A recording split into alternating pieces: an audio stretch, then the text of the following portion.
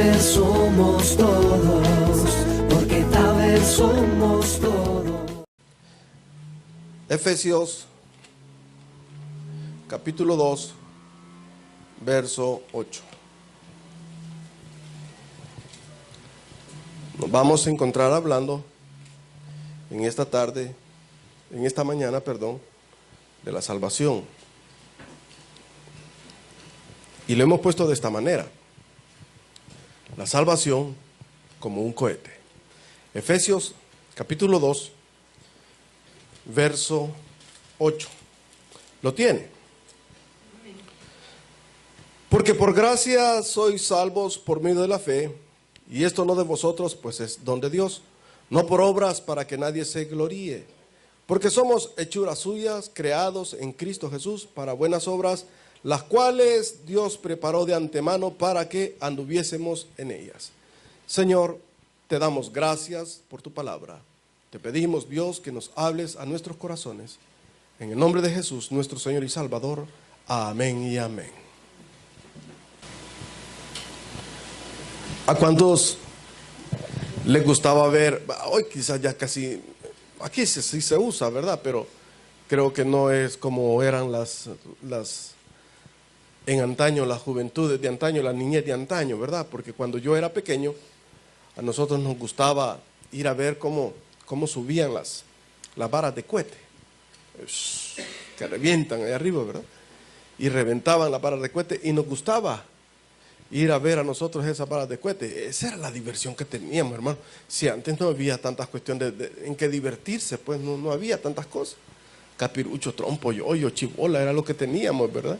No teníamos mayor diversidad. Un triciclo o una carreta improvisada que nosotros hacíamos con mi hermano, hacíamos eso, hacíamos carretas improvisadas y ahí andábamos corriendo hasta 5 en una sola carreta y hacíamos competencias de carreta y bueno, tantas cosas que daban. En la infancia de uno, ¿verdad? Era así como jugábamos, nos metíamos en una llanta y nos dejábamos volar ahí, hermano. Eso éramos algo tabernícola, éramos terribles. Pero lo que nos gustaba a nosotros cuando reventaban los cohetes, ¿verdad? Que mirábamos subir las varas de cohete, ¿sabe cuál era la competencia de todos nosotros? Ir a ver quién agarraba la vara. Y allá salía, y ahí iba la gran parvada de bichos, mire, detrás de la vara, a ver a dónde caía la vara, y ahí venía corriendo como que era una gran victoria, ¿verdad? Y venía con la vara de cohete bien apestosa, pólvora, ¿verdad? Porque huele feo ese volado. Y allí veníamos bien alegres, hermanos. Nosotros así somos y así éramos. Era la infancia que teníamos. Y la salvación es así, es como un cohete. Pero no crea que va a caer, no. Para hay algunos que dicen que se caen de la gracia y han perdido la salvación. No, nosotros como bautistas no creemos eso. Nosotros lo que creemos es que aquel realmente nunca conoció a Jesús. Nunca. Porque si usted ve a alguien que sube y se cayó, ese tipo jamás conoció a Jesús, hermano. Entonces, es la misericordia de Dios la que va a transformar al hombre. Y yo quiero que me entienda eso, porque la gracia de Dios es esa bondad manifiesta o manifestada para el hombre, para que el hombre pueda encontrar esa gracia. Para que el hombre pueda encontrar esa gracia. Y esa gracia se radica en la completa provisión de la salvación de Dios para el hombre. Esa gracia. Por eso cantábamos ese himno precioso que lo repetimos, ¿verdad? Maravillosa gracia. ¿Ah? Hasta le pusimos énfasis. Maravillosa gracia. Qué bonito, ¿verdad? Y así es la gracia de Dios. Es inefable, es inmensurable. Es como el mar, grande y ancho, profundo. Ahí usted puede encontrar la salvación eterna. Y eso es lo que Dios quiere, que nosotros encontremos esa salvación en Cristo, porque en esa gracia fue manifiesta en Jesús. El Señor quiso que así fuera. El Padre Eterno lo demostró de esa forma. Quiso que la gracia y la salvación fuera encontrada solamente en Jesús. No hay otra parte donde usted pueda encontrar la salvación. La salvación solamente la encontramos en Cristo Jesús. Por eso él mismo dijo, yo soy el camino, la verdad y la vida. Nadie viene al Padre si no es por mí. Entonces, eso es lo que él quiere. No por obras de justicia que usted haya hecho, hermano. No crea que usted se va a salvar por ser buena pieza. No crea que usted se va a salvar porque ofrenda bonito, porque algunos así piensan. Piensan que se puede comprar el cielo con $1000. No, a la iglesia sí le sirven, ¿verdad? Para la obra, para hacer obras de caridad, hacer cosas. Ah, no, amén. El pastor los agarra y los pone en la canasta y que sirva para la obra del Señor. Es maravilloso. Pero ¿se va a salvar usted con eso? No, no se salva. Y es por eso que nosotros muchas veces criticamos esa situación cuando todavía en algunos casos, en personas que dicen ser cristianos evangélicos, cuando tienen algún fallecido, le andan haciendo el novenario, ¿verdad? Y le pagan al que vaya a rezar. No, hermano. Si no pudo encontrar a Jesús en vida, muerto, no lo va a encontrar. Porque en vida es cuando. En vida. ¿Ah? En vida. Fíjese que muchas veces usted puede hacer la comparación. Cuando está vivo, nadie se acuerda de usted, ¿verdad? Y cuando está muerto, todos se reúnen. ¿Sí? Todos se reúnen. Cuando usted está vivo, nadie le lleva flores, hermano. Y cuando está muerto, hermano, abundan las flores, hermano. Pero no quiero que usted se aflija. Quiero que vayamos a la salvación, porque ya veo que todos, ya oigo cantar hasta los pájaros, pastor, que están llamando. ¿Ah? ¿Sí?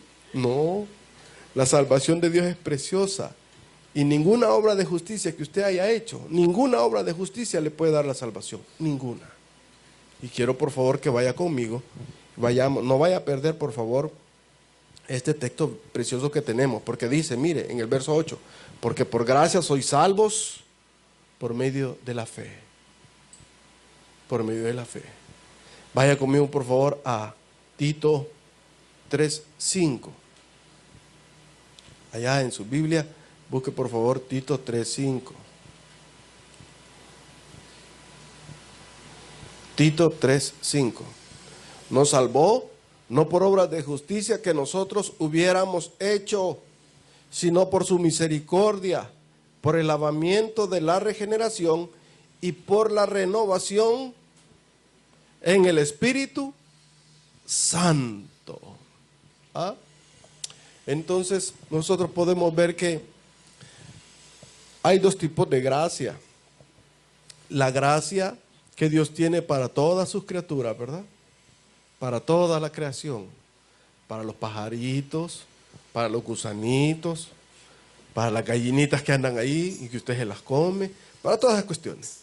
Dios muestra su gracia y tiene la gracia también para con todos los hombres, para que los hombres puedan encontrar la salvación que solo está en Cristo Jesús.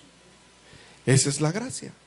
Y en esta gracia nosotros podemos ver que aquí se revela todo el poder y toda la divinidad de Cristo para que usted y yo podamos tener la otorgación de los dones, la salvación y la vida eterna, que solamente vienen dadas por Dios. ¿Qué le pido yo a usted? Que le apueste a lo seguro, que ya no ande tentando tablita, pues. No sé qué es eso, pero sí he escuchado que dice, ya no tentés tablita, ya no tentés aguado, ahí anda usted viendo cuántos han pasado en un río y ha pasado en medio de las piedras. Y usted anda viendo cuál es la piedra que está dura, ¿verdad? Y usted se para y ahí anda viendo. Es terrible pasar así, hermano. Es terrible. Y usted no sabe, a veces usted ve la piedra así bien grandota, pero tiene corte abajo y cuando usted se para al agua, pato, ¿verdad? No, usted y yo debemos de apostar a lo seguro. Por eso le digo yo, que ponga sus ojos en Jesús, el autor y consumador de la fe. No crea usted que porque usted se porta bien, no crea usted que porque usted ofrenda bonito se va a salvar. Se salva por la gracia de Cristo. Esa gracia es la que nos salva. Por eso el Señor dice aquí en su palabra, por gracia sois salvos por medio de la fe, y esto no es de vosotros, pues es don de Dios. Es un regalo de Dios. Entonces, si la gracia la vamos a comparar, si la salvación la vamos a comparar como un cohete, le quiero decir que ahorita vamos a entrar en la primera de las 3 etapas de un cohete, porque un cohete tiene 3 etapas. Y ahorita vamos a entrar en la primera etapa de este cohete de la salvación, y es la salvación de las 3 etapas del cohete. La primera etapa Como igual que en los cohetes que lanzan, ¿verdad? Los Estados Unidos, Rusia y todos esos países que son exageradamente tecnológicos, ¿verdad? Lanzan sus cohetes y la primera etapa del cohete sirve para que liberarlo de la fuerza de la atracción. Esa es la primera etapa del cohete. Lo libera de la fuerza de atracción para poder salir. Dice que tiene que mantener una velocidad constante para poder romper esa fuerza de atracción que lo atrae y lo jala a la tierra, pero con una manera tan grande, la gravedad, para ir corriendo a esa velocidad, a una velocidad constante, no se puede detener, porque si merma un poquito, le pasa como esas varas de cohete, que esas varas de cohete van para arriba, y cuando reventaron allá, ahí vienen para abajo otra vez la vara de cohete. Y a veces algunos así somos como vara de cohete. Solo agarramos impulso y allá nos quedamos en el impulso. Como había una canción antes que decía, como una vara de cohete fueron tus ilusiones, que me subí bien alto para después caer. ¿Se acuerdan? Esa es una ranchera, hermano. ¿Sí? Y algunos así son. Y algunos no llegamos, pero ni a eso, ni a Silvador llegamos. Buscaniguas somos, pues. ¿Cuántos conocen los buscaniguas? ¿Para dónde agarran los buscaniguas, hermano? Ajá, y son buscanaguas, así les dicen, buscanaguas. Porque la gente de antes usaba las faldas bien largas, ¿verdad? Y cuando usted encendía ese volado, esa varita porque la hacen de vara de Castilla, de bambú, una varita chiquita así, y le encienden y la pólvora que tiene solamente es para que corra por debajo, cabal, como buscándole las naguas. Y algunos así son, buscanaguas. Así, solo por abajo, no, ni se levantan, pues. No llegan ni a romper la fuerza de atracción de la tierra. Entonces, nosotros tenemos que ver eso. La primera etapa en este cohete de la salvación es aquella que nos libera de la fuerza de atracción. Nos libera de la fuerza de atracción. Y en esta primera etapa vamos a encontrar algo que es bien interesante, que no le pertenece a usted. Y que muchas veces nosotros nos las apropiamos, ¿verdad? Y creemos nosotros que eso es mío, ¿verdad? Eso creemos. No, es que yo soy salvo porque yo he creído. Es que así somos, es que así somos. Queremos apropiarnos las cosas. Y dice la palabra del Señor, dice aquí, mire, por gracia sois salvos por medio de la fe. Y esto no de vosotros, pues es un don de Dios. Esto, la fe, es un don de Dios, no es suya, no es mía. Si usted está sentado en una iglesia y está escuchando un mensaje de salvación, usted tiene toda la ventaja de poder recibir la salvación de Jesús. Porque Dios ha permitido en su gracia que usted esté escuchando un mensaje. Si usted lo está escuchando por la televisión, por el internet, no es que usted haya querido, es porque la gracia de Dios lo ha permitido para que usted pueda encontrar la salvación. Por eso dice, no es de vosotros, pues es un don de Dios, es don de Dios, no por obras, para que nadie se gloríe. No, es que yo soy salvo porque, no hombre, si yo soy don bueno, hermano, el infierno está lleno de don buenos. El infierno está lleno de don buenos. Muchos que creyeron ser don buenos están en el infierno. Él nunca hizo nada malo, nunca ofendió a nadie, nunca hizo nada. Nunca aceptó a Cristo. ¿Dónde cree que está? En el infierno, hermano.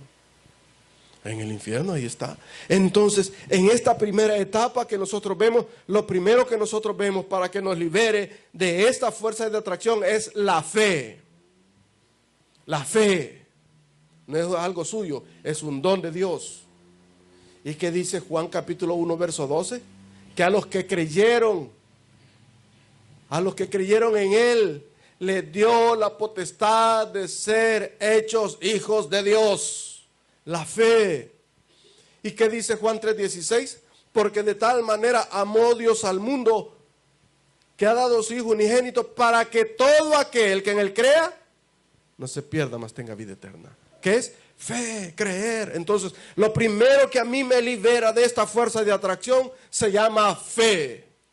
Es una de las primeras partes en la etapa de este cohete de la salvación que me va impulsando a mí para liberarme de una condenación segura y cierta, hermano. Porque este mundo, dice la palabra de Dios, ya había sido condenado. Porque los que no creyeron en el unigénito Hijo de Dios ya fueron condenados. Ya de una vez en tiempo pasado condenados. Porque no han creído en el unigénito Hijo de Dios. Entonces nosotros tenemos que ver que lo primero que a mí me salva en esta fuerza de la atracción del pecado es la fe. La fe es un don gratuito de Dios para mi vida. Con esa fe yo puedo empezar a hacer tantas cosas. Y se va a dar cuenta que aquí vamos a encontrar otra parte bien interesante.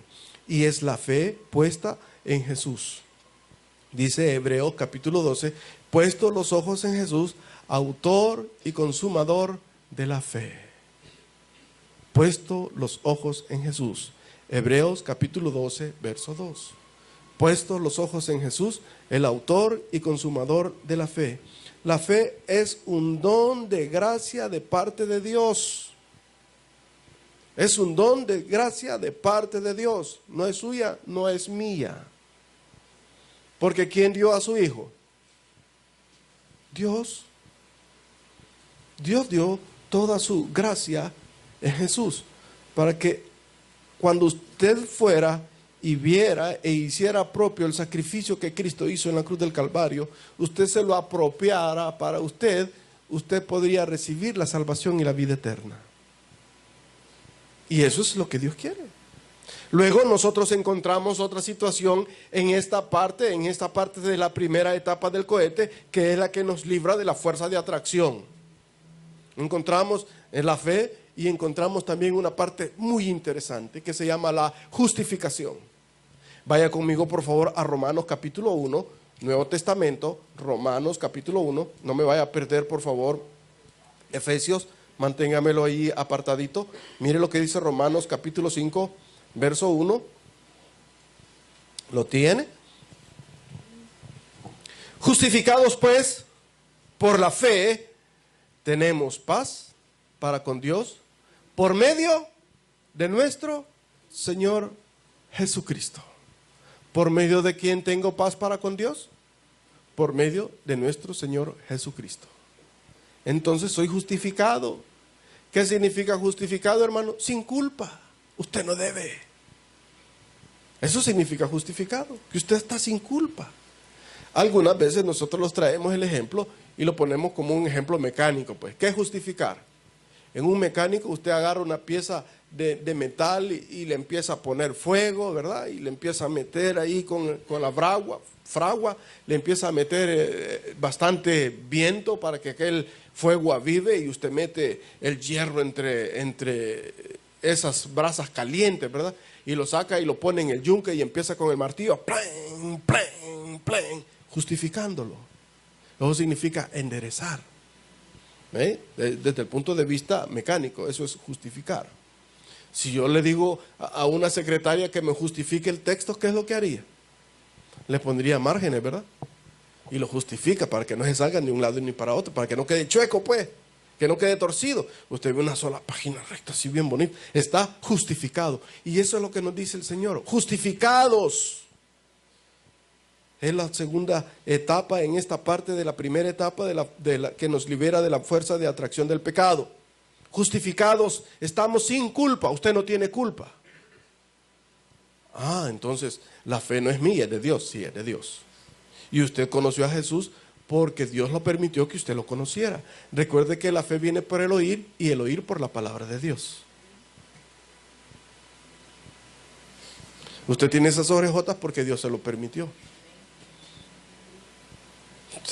Y usted está oyendo esta predicación porque Dios se lo permitió. La fe viene por el oír y el oír la palabra de Dios. Entonces, todo viene en esa relación preciosa que el Señor nos ha dado, un don inmerecido para que usted y yo pudiésemos encontrar la salvación y la vida eterna. Y aquí viene otra etapa que a muchos no les gusta, pero es importante para poder romper la fuerza de atracción del mundo. ¿Y sabe cuál es esta? Esta se llama la regeneración. Esa regeneración en muchas iglesias ya no se toca, hermano. Pero la regeneración es importante para que usted pueda encontrar la salvación eterna. No es que usted va a decir, hoy me he regenerado y voy a empezar a caminar porque esto es un proceso. No, no, no. La regeneración no es un proceso. La regeneración es un acto bondadoso de Dios para su vida. Esa es la regeneración. Cuando usted ve que de repente aquel hombre era malcriado, aquella mujer era malcriada y de repente ya no dijo ni una mala palabra, hermano. Yo he visto casos así. Yo tengo casos así. He conocido a personas que no podían decir una oración si no iban con puntos, comillas y acentuaciones con verdad. Asteriscos, rueditas y de todo, arrobas y de todo, numerales y de todo le ponían, ¿verdad? Ahora ya no. ¿Por qué? Porque ha habido una regeneración. La regeneración es un acto. El hombre lucha y lucha por dejar la droga, lucha y lucha por dejar las mujeres, lucha y lucha por dejar de ver la pornografía, lucha y lucha por dejar de chupar, de tomar, ¿verdad? Van a malinterpretar la palabra, de tomar, de emborracharse, luchan y luchan. ¿Sabe quién lo va a hacer? Jesús, el Espíritu Santo de Dios. Cuando usted realmente encuentre a Jesús, se va a dar cuenta que todas esas cosas van a cambiar. Porque usted realmente ha tenido un encuentro con Dios. Eso se llama regeneración. No, es que ahora hoy ya roba poquito. No, no se trata de robar poquito, ya no roba. Ya no roba, hermano, es que así, ya no roba. ¿Por qué? Porque usted es una nueva criatura. Y eso es lo que es la regeneración. La regeneración no es un proceso, la regeneración es un acto de Dios. Vaya conmigo, por favor. Y mire lo que dice Juan capítulo 1. Verso 13, Evangelio de Juan, capítulo 1,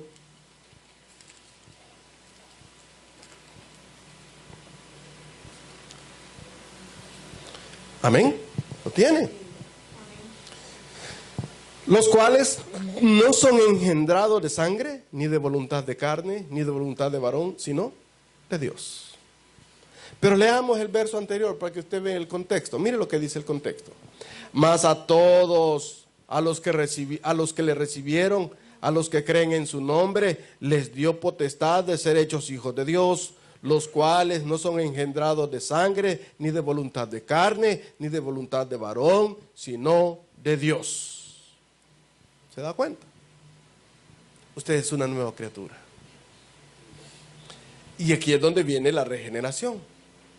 Y esta regeneración es la que el Señor lo exigía. Porque la regeneración lo exige. ¿Por qué? Por la pecaminosidad del hombre. Todos hemos pecado. Aquí nadie puede venir y decirme, yo jamás he pecado, pastor. No, si yo desde que salí del vientre de mi madre, yo camino en integridad y en rectitud. He estado en un monasterio y pero ni a la bicha vuelvo a ver. Ay, es cierto, Niso. ¿A qué no? yo ni a la bicha vuelvo a ver, pastor. ¿Va a creer usted si yo soy santo? Ay, hermano. Nadie puede decir eso.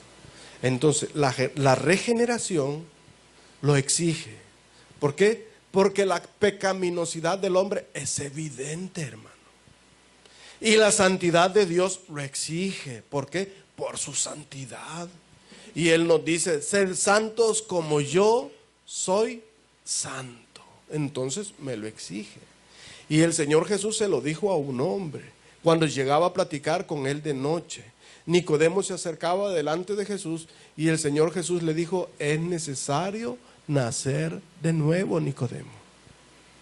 Pero Señor, si yo conozco toda la ley, yo conozco todo lo religioso. Si es que lo religioso no te salva, la religión no lo va a salvar, hermano.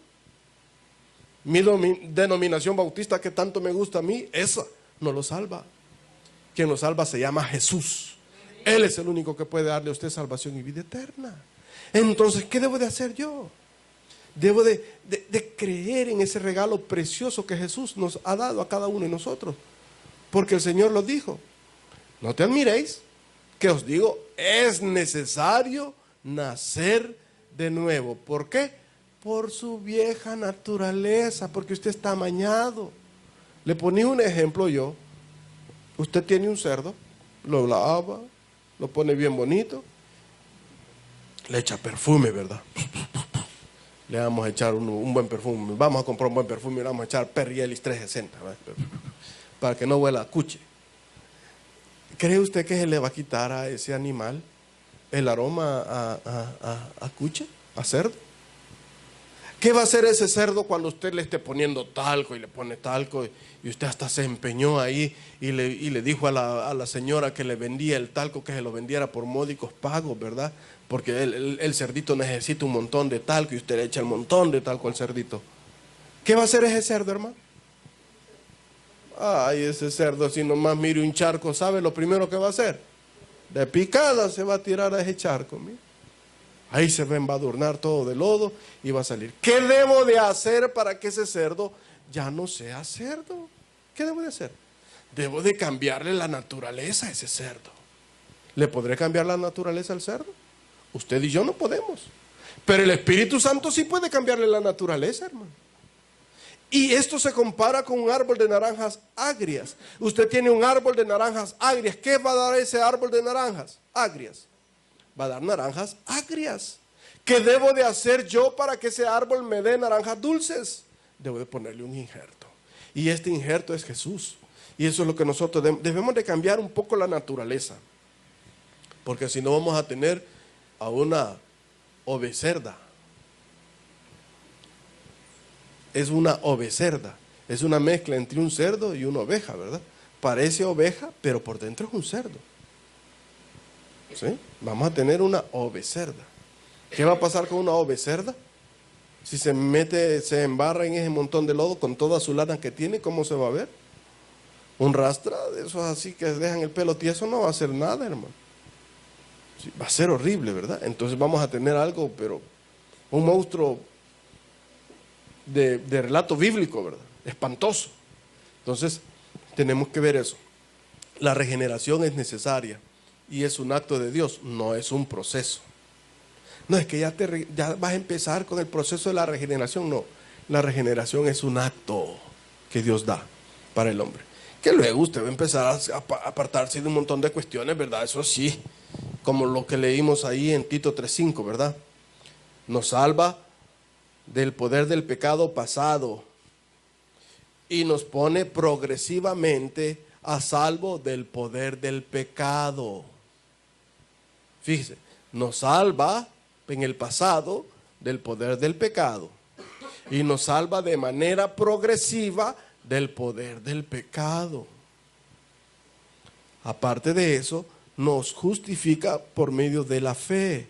Estamos sin culpa y hay en nosotros una regeneración. A esto se le llama paleogénesis, volver a empezar. Volver a empezar. Y en esta regeneración, usted se va a dar cuenta que usted y yo vamos a ser como niños recién nacidos. Que dice, ¿qué es lo que pide un niño recién nacido, hermano?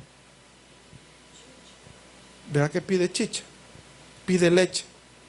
¿Le gusta que le echen agua a la leche del bebé? No. ¿Cómo tiene que ser la leche del bebé? No adulterada, debe de ser íntegra.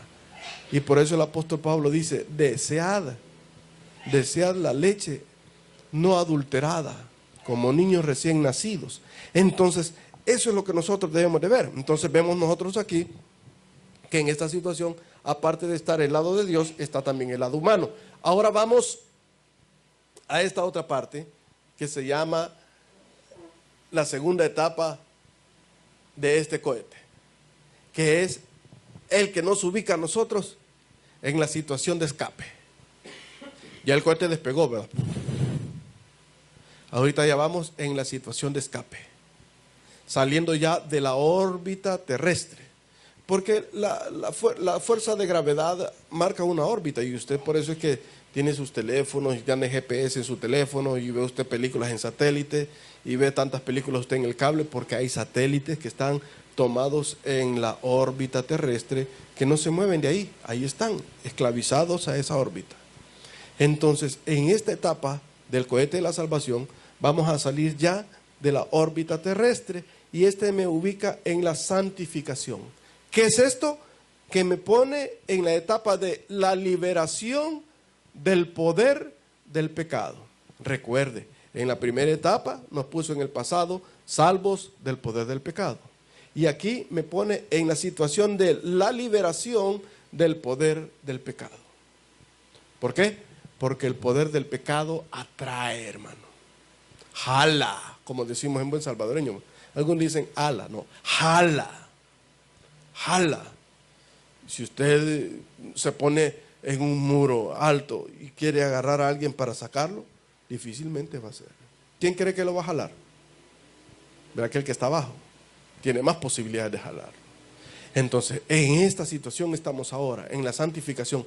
La santificación me pone en la ruta del escape, para ya no estar bajo el poder de la influencia del pecado. ¿Y cómo voy a conseguir eso, pastor? El Señor Jesús lo dijo: sed santos como yo soy santo. ¿Cree usted que Jesús le hubiera pedido a un árbol de aguacate que diera mangos? No. Es más, cuando quiso comer de la higuera, él quería comer higos. ¿Y qué sucedió con la higuera? ¿Tenía higos? No tenía higos. ¿Qué hizo con la higuera, hermano? Nunca más des fruto. Y dice que los apóstoles se admiraron, sus discípulos, porque cuando vieron la higuera se había secado. Entonces, Dios nos pone a nosotros en este camino de la liberación del poder del pecado. Cuando yo me dejo llevar por Dios, voy a estar afuera de esa atracción. Vaya conmigo a 2 de Corintios, capítulo 5, verso 17. 2 de Corintios 5, 17. Después de Romanos, 1 Corintios, 2 de Corintios 5, 17.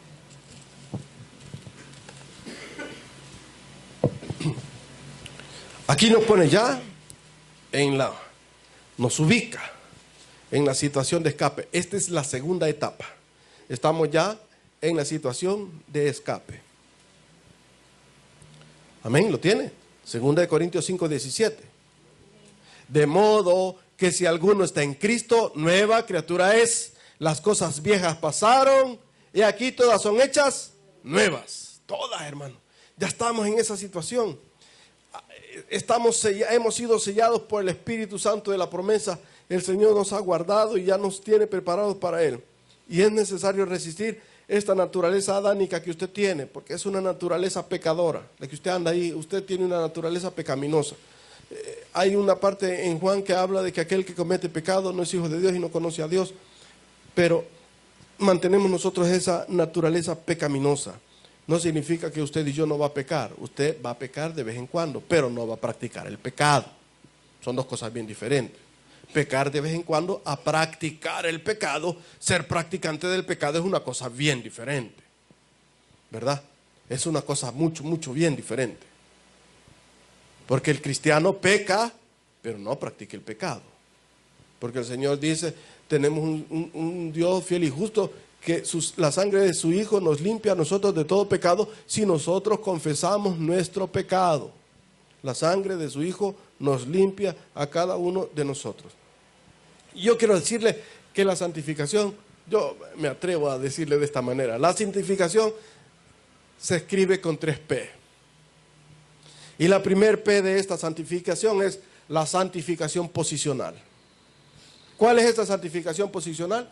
La que usted tiene cuando recibió a Jesús como su Señor y Salvador, cuando usted creyó en Él.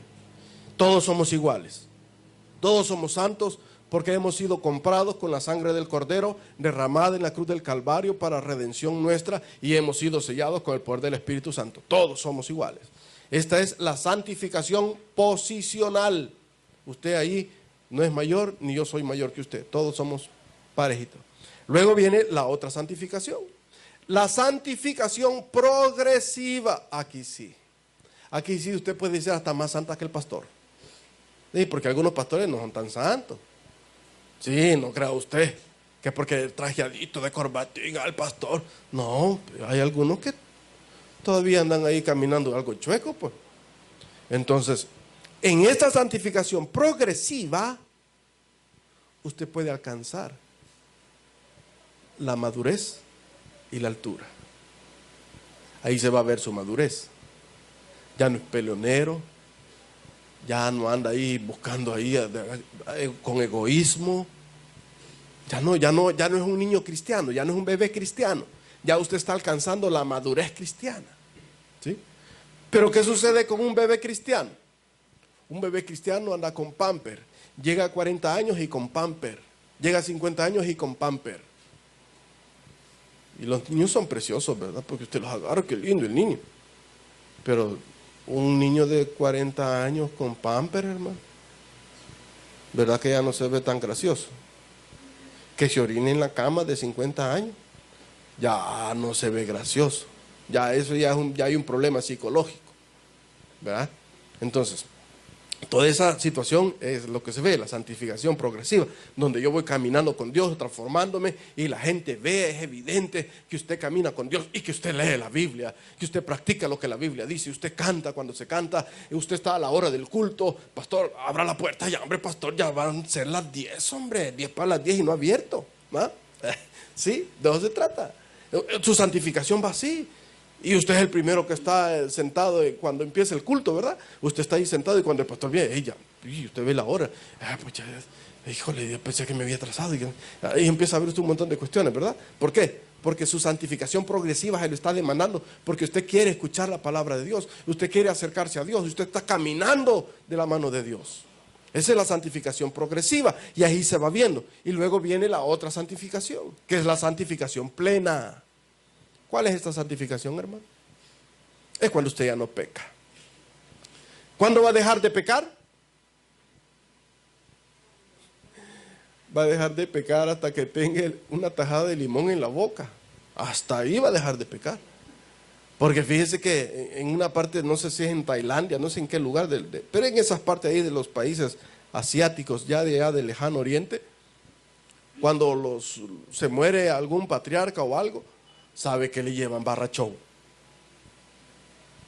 Le llevan barrachón. Y se ponen a bailar las mujeres. Es que mi tío era alegre, dice, y a él siempre le gustaban eso y por eso le hemos puesto esto. Y le ponen música, con bailarinas, hermano, exóticas. ¿Cree usted que ese viejito va a querer ver esas bailarinas exóticas? ¿Verdad que no? Ya no. ¿Por qué? Porque está muerto, hermano. Igual que usted. Si usted estuviera muerto y alguien viene y lo empieza a insultar, ¿usted sentiría los insultos? Ya no. Que le digan lo que quieran, ya no se puede. ¿Por qué? Porque es la santificación plena. Y esa santificación plena la vamos a conseguir cuando Cristo venga por su iglesia. Porque dice la palabra de Dios que sonará la trompeta y los muertos en Cristo resucitarán primero. Entonces, ahí encontramos la santificación plena. Y ya para ir terminando, vemos la última etapa que nos ubica en la parte del futuro, libres para siempre del poder del pecado. Hay una alabanza que a mí me gusta, libre, yo soy libre.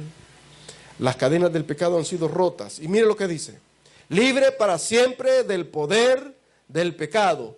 Esta es la tercera parte del cohete que nos lleva al destino con el que fuimos creados. Usted fue creado para adorar, para alabar y para servir a Dios. Así fue creado usted.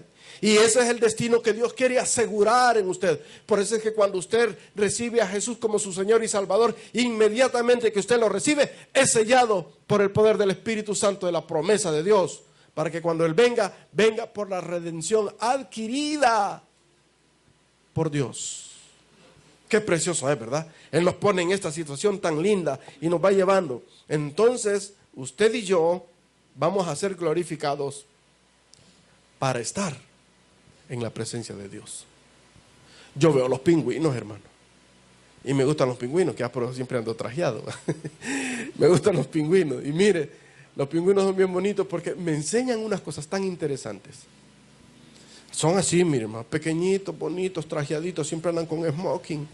Y mire, y esos pingüinos, en el momento de la temperatura, en la parte ártica, que llegan las temperaturas tan gélidas y tan bajas, llegan a 36, 45 grados, bajo cero. Ellos no tienen zapatos especiales, hermano. Ellos no tienen un traje especial. O sea, nosotros no se lo vemos. Porque para que usted estuviera ahí y usted pudiera habitar ahí por lo menos 15 minutos, tendría que tener ropa muy especial. Porque si usted se va con esa blusita, con ese vestidito que anda, le aseguro que 5 minutos no lo aguanta, porque es demasiado helado. Se le para el corazón. Y esos animalitos están preparados para soportar ese clima tan bárbaro. Los osos polares, si nos vamos al Polo Norte, allá andan jugando en medio de la gran tormenta de nieve, cayendo el gran ventisca de nieve, y los animalitos jugando como que si no pasa nada, ¿va? Y el reportero todo embutujado, viendo allí, todo cubierto, para tratar de filmar ese momento tan precioso. Y si nos vamos al extremo, nos vamos allá al desierto, por ejemplo al desierto del Gobi, donde las temperaturas llegan a los 52 grados centígrados, estamos hablando casi 120 grados Fahrenheit, es una temperatura a morir, hermano. Ahí andan los animalitos, ratoncitos del desierto, ahí andan, dromedarios de doble joroba, para soportar las inclemencias del clima. Y si nos vamos ya a otras partes, nos vamos a las profundidades del mar, allí usted va a encontrar animalitos que tienen el cuerpo para soportar lo oscuro, las grandes presiones donde el hombre no ha podido entrar, donde están sus pecados. Porque dice el Señor que Él ha puesto nuestros pecados en lo más profundo del mar, donde el hombre no puede entrar. Y sabe que un tipo quiso meterse al mar en lo más profundo, en un abismo, se metió. ¿Y sabe cuánto fue la distancia que llegó? A 10.000 metros. Más de eso no pudo pasar, porque empezó a tener filtración de agua. Y cuando ya oiga, se empieza a filtrar el agua, sálgase, porque es volado de explotar. Se aplasta así la presión del agua. Y ahí hay animalitos que ahí andan nadando. ¿Cómo es eso? ¿Por qué lo hacen? Porque tienen un cuerpo especial. Y eso es lo que Dios va a hacer con usted y conmigo. Nos va a dar un cuerpo glorificado para poder estar delante de la santa presencia de Dios. Eso es lo que Dios nos va a dar. Ahorita usted se aflige, ay, este cuerpo, Señor, usted anda corriendo para que botar al libro, anda haciendo ejercicio, no comas esto, no comas lo otro, no comas, ahí anda, ¿verdad? Ya, no, el pan engorda, no, el pan no engorda, el que engorda es usted, hermano. Ya, no, ay, que eso engorda, no, es el pan, usted es el que engorda. Y usted anda viendo, pero cuando usted sea completamente, esté en esa tercera etapa que nos libera completamente del poder, de la atracción, del pecado de una manera definitiva, usted va a poder estar en la santa presencia de Dios, adorándole por los siglos de los siglos y sirviéndole al Rey de Reyes. Qué maravilloso va a ser eso, hermano. Eso va a ser precioso. Entonces nosotros vemos que el Señor nos pone de esta manera, nos libera para siempre del poder del pecado, y Él dice en su palabra que aquel que empezó la obra en usted la perfeccionará hasta el fin. Así dice el apóstol: estoy persuadido de aquel que empezó la buena obra en usted, la va a perfeccionar hasta el fin. La regeneración no es un proceso, es un acto de Dios. La salvación no es porque usted la haya conseguido por su cara bonita y sus ojos bonitos. La salvación es un don gratuito de Dios, inmerecido, por cierto. Ninguno de nosotros la merecía. Pero Dios, en su inmenso amor, que como Él nos ha amado, entregó a su Hijo para que usted pudiera creer en Él y pudiera tener la salvación y la vida eterna que nosotros no podemos alcanzar. Solamente en Cristo somos salvos. Solamente en Él encontramos el camino hacia el Padre. Vamos a orar.